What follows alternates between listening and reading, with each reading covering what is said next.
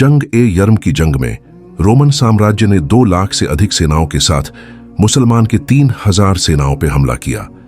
जंग ए यर्म इस्लामी इतिहास की सबसे महत्वपूर्ण लड़ाइयां में से एक, जिसने इस्लामिक साम्राज्य की नींव को मजबूत किया, और यह ऐतिहासिक जंग 636 ईस्वी में हुई थी।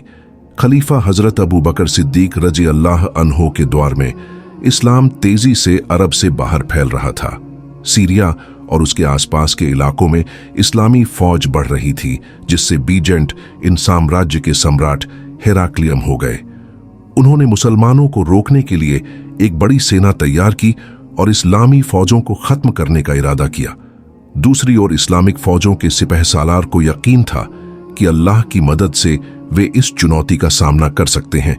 इसलिए हजरत अबू बकर ने हजरत खालिद बिन वलीद रजी मियर को इस अभियान की जिम्मेदारी सौंपी, जो अपनी सैन्य कौशल और बहादुरी के लिए मशहूर थे। यरमौक का मैदान यरमिला बसी जगह थी, जो आज के जॉर्डन और सीरिया के बीच स्थित है। इस मैदान में मुसलमानों और रोमन साम्राज्य की सेनाओं के बीच भयंकर जंग हुई। मुस्लिम सेना की संख्या लगभग 300 थी, जबकि रोमन साम्राज्य ने 2 लाख से अधिक सैनिकों के साथ हमला किया था। रोमन फौजों में घुड़सवार, पैदल सैनिक और तीरंदाज शामिल थे, लेकिन मुसलमानों की ताकत उनके ईमान, बहादुरी और नेतृत्व में छिपी थी।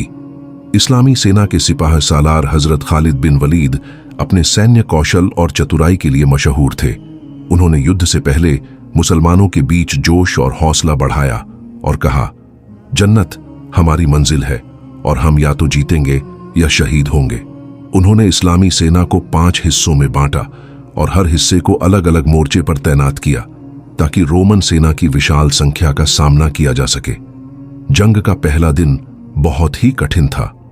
रोमन फौजों ने मुसलमानों पर कई दिशाओं से हमला किया और कुछ मौकों पर ऐसा लगा कि मुसलमान हार जाएंगे। लेकिन मुस्लिम महिलाओं जो युद्ध के पीछे तंबुओं में थीं, उन्होंने भी अपनी बहादुरी दिखाई और भागने वाले मुस्लिम सैनिकों को डांटते हुए कहा, अगर तुम पीछे हटोगा तो हम तुम्हारा सामना करेंगे। इससे मुस्लिम फौज का हौसला बढ़ा और उन्होंने मैदान में डटकर मुकाबला किया। हजरत खालिद बिन वलीद ने रात के अंधेरे में रणनीति बदली। उन्होंने अपनी सेना को इस तरह पुनः संगठित किया कि रोमन फौज को उनकी संख्या का सही अंदाजा न हो सके। अगले दिन उन्होंने अचानक हमला किया और रोमन सेना को घेरने की रणनीति अपनाई।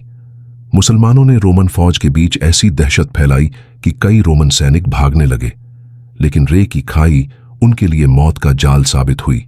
भागते हुए हजारों सैनिक खाई में गिरकर मारे गए।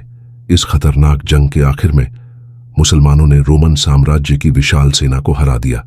यह जीत मुसलमानों के लिए सिर्फ सैन्य जीत नहीं थी, बल्कि अल्लाह पर विश्वास और ईमान की ताकत का सबूत भी थी।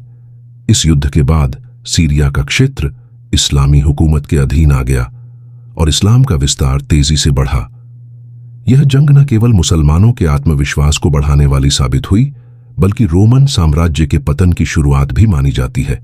लेकिन मुसलमानों के इस खिलाफत के सारे मसले यरमौक के साथ खत्म नहीं हुए, क्योंकि जंग यरमौक के सिर्फ 2 महीने बाद मुसलमान की तारीख की दूसरी सबसे बड़ी जंग शुरू होने वाली थी, जिसे जंग ए कादसिया कहा जाता है।